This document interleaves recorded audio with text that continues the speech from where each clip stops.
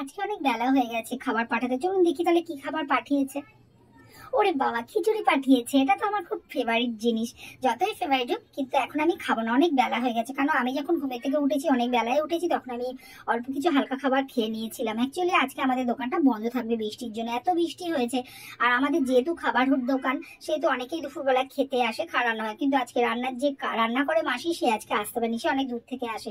তার জন্য দাসবাবু বললো তোমার বাড়িতে রান্না করার দরকার নেই, আমি দোকানে গিয়ে রান্না করি। কারণ আমাদের দোকানে যে ভাইয়েরা আছে, ওরাও তো খাওয়া দাওয়া করবে। তার জন্য দোকানে খিচুড়ি পাঠিয়েছে, বাচ্চা ডিমের অমলেট পাঠিয়েছে। ছেলে বলছে মা আমার ডিমের অমলেট দিয়ে খিচুড়ি ভালো লাগে না। ছেলে কেন, আমারও ভালো লাগে না। তাই ঘরে পাঁপড় ছিল, একটু পাঁপড় ভেজে নিলাম। অ্যাকচুয়ালি এখন তো বাড়িতে সেভাবে রান্নাবাড়ি হয় না, তাই সবকিছু রেডি থাকে না। তো ঘরে পাঁপড় ছিল, তো আমি পাঁপড় ভেজে নিচ্ছি, ছেলেকে দেবো বলে। আমি খাবো না।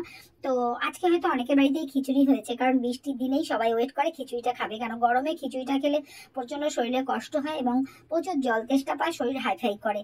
তো আজকে তাই অনেকের বাড়িতে হয়তো খিচুড়ি হয়েছে। তো বাড়িতেই রান্না করতাম। তো ও বললো দোকানের ছেলেরাও তো খাবে, তো দোকানে গিয়ে রান্না করি, তাই তোমাদের জন্য খাবার পাঠিয়ে দেবো। তো আমার আর ছেলেটা পাঠিয়ে দিয়েছে।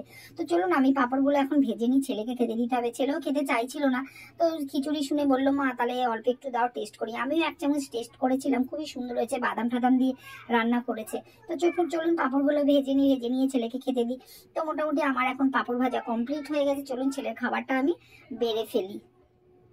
তো ছেলেকে আমি অল্প করে একটু খিচুড়ি দিলাম, আর তার সাথে দিলাম ডিমের অমলেট, তার সাথে দিলাম পাঁপড় ভাজা। তো ছেলের খাওয়ার ভিডিওটা আমি করতে পারবো না, কারণ ছেলে পছন্দ করে না। আর আমিও চাই না কাউকে ডিস্টার্ব করে নিজের কোনো আনন্দ করতে। আমার ভালো লাগে, আমি আমার মতো করে ভিডিও করি, আমি ওকে ডিস্টার্ব করি না। তো যাই হোক, চলুন ছেলের খাবারটা গিয়ে আমি দিয়ে আসি, আমার সাথে থাকুন।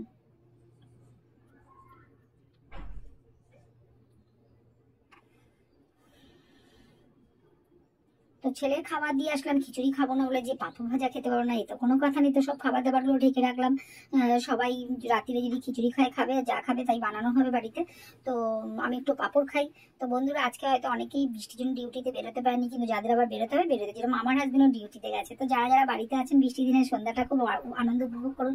আজকে আমারও সন্ধ্যাটা একটু হয়তো ভালো কাটবে, কারণ অনেকদিন টিভি দেখি না, আজকেও টিভি দেখতে পারবো, কারণ দোকানটা আজকে বন্ধ আছে।